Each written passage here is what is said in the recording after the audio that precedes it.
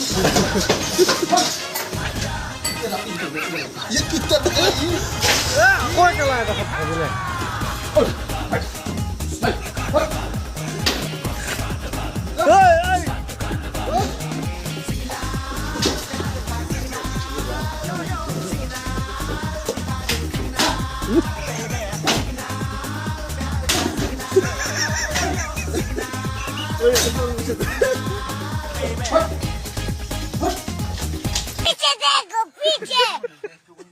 এই পৰিৱেশটো দেখি আপোনালোকে মই কিন্তু একেবাৰে হতভম্ব হোৱা নাই বা ইয়াৰ পৰা মই কোনো ধৰণৰ আচৰিত হোৱা নাই।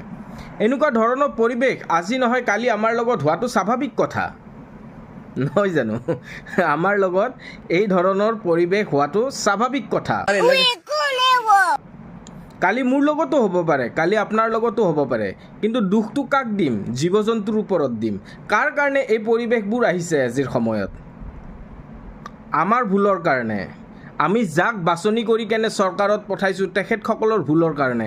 তেখেতসকলৰ ভুলৰ কাৰণে তাৰ আগতে এষাৰ কথা কওঁ,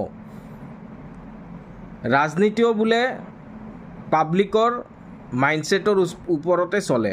বাৰু আজি মই সেইবোৰ কথা ক'বলৈ নাযাওঁ। এই পৰিৱেশটো চাই কেনে আপোনালোকে এটা কথাই অনুভৱ কৰিব পাৰে যে আজিৰ সময়ত আমাক জংঘল নালাগে, পাহাৰ নালাগে, একো নালাগে। যি আছে নদী বিল যি আছে তাক পুতি দিয়ক, য'ত হাবি বন আছে সেইবিলাক নাইকিয়া কৰি দিয়ক, পাহাৰ চাহাৰ কাটি নাইকিয়া কৰি দিয়ক। এনেকুৱা ধৰণৰ পৰিৱেশ অহাটো একেবাৰে স্বাভাৱিক কথা। ক'ত যাব? যদি আজিৰ সময়ত উচিত কথাত মাত দিয়া যায় তেনেহ'লে আপোনাৰ পিছফালে কিছুমান ধাৰা লগাই দিব, আপোনাক কিবা এজেণ্ট বনাই দিব পাৰে। পাকিস্তানী এজেণ্টো হ'ব পাৰে, ক'ৰবাৰ কিবা এজেণ্টো হ'ব পাৰে, ভগৱান নাজানো আৰু কি এজেণ্ট হ'ব পাৰে, আপুনি গেৰাণ্টি নাই। আজিৰ সময়ততো মই কথা কৈয়ে আহি আছোঁ যে ফোন হেকিঙৰ ওপৰত মইতো কথা পাতিয়ে আছোঁ, আৰু সেই টপিকটো মই এৰি দিয়া নাই আজিলৈকে, আৰু সেইটো এৰি দিয়া বস্তুও নহয়, আৰু সেই বস্তুটো মই উঠাই থাকিম। সেই বস্তুটো কোনো পধ্যে এইটো নাইকিয়া কৰি দিব পৰা। যদি যিকোনো পৰিৱেশৰ সৃষ্টিকৰ্তাই হৈছে আমি মানুহবোৰ, যিকোনো পৰিৱেশৰ সৃষ্টিকৰ্তাই হৈছোঁ মানুহবিলাক। এই মানুহবোৰে কি কৰা নাই? সিহঁতৰ ঠাইত যাই ঘৰ বনাইছোঁ, পাহাৰ কাটিছোঁ, গছ গছনি কাটিছোঁ। যিখিনিও আপোনাৰ সংৰক্ষিত ঠাই আছিলে সেইখিনি চৰকাৰে আজিৰ সময়ত কিবা নহয় কিবাৰ জৰিয়তে নষ্ট কৰাৰ ষড়যন্ত্ৰ কৰি আছে, বা মানুহৰ দ্বাৰাই সেইবোৰ বস্তু ষড়যন্ত্ৰৰ বলি হ'বলগীয়া হৈছে। আৰু সিহঁতে খাদ্যৰ অভাৱত আমাৰ ইয়ালৈ নাহি ক'লৈ যাব? মাতাজনক কিবা নহয় কিবা ধাৰা লগাই কেনে জেলৰ ভিতৰত ভৰাই দিব। যদি তাতোতো যদি পেট নভৰে তেনেহ'লে আপোনাৰ পাছফালে এজেঞ্চি লগাই দিব। ভাৰতীয় এজেঞ্চিৰ ওপৰত কথাটো মই আজিৰ সময়ত পাতি আছোঁৱেই, যে ভাৰতীয় এজেঞ্চিয়ে কি ধৰণে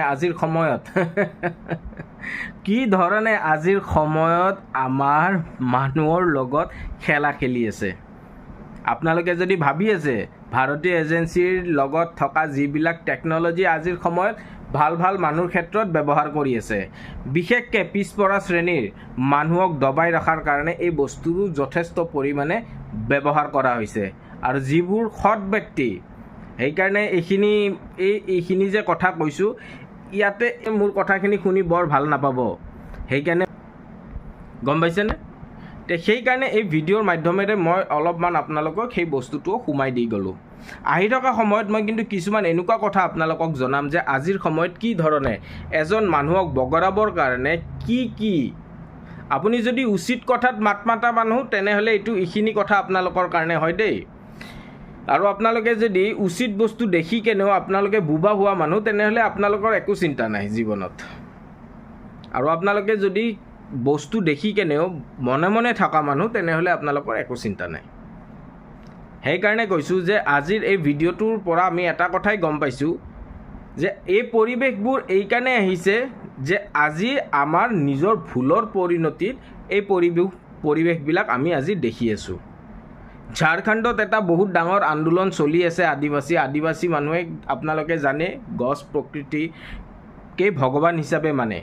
তাতে কয়লাৰ খাদান পোৱা গৈছে বোলে, কয়লাই নে কিবা খাদান পোৱা গৈছে, ভগৱান এতিয়া সেই পাহাৰখন নষ্ট কৰিবৰ কাৰণে তাতে ডাঙৰ প্ৰটেষ্ট হৈ আছে।